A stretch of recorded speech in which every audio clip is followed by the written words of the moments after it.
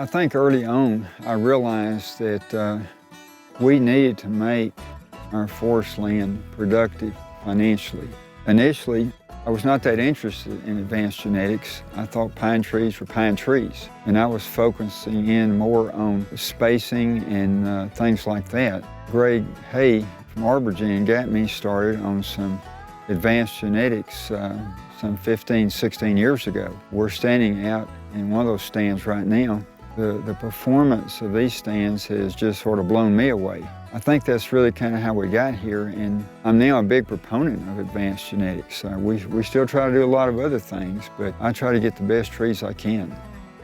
We started low-density planting over 30 years ago. We were trying to get shorter rotations. The advanced genetics has been really good as the industry has gone towards smaller logs. But with advanced genetics, we get better growth, like I say, the better form, less disease problems, less forking, smaller limbs, which means fewer and smaller knots, which means a higher grade. And all that helps us do a shorter rotation, which plays into giving us better returns, even on a lower market. And ultimately, we need to be growing trees that the markets want, that the sawmills want.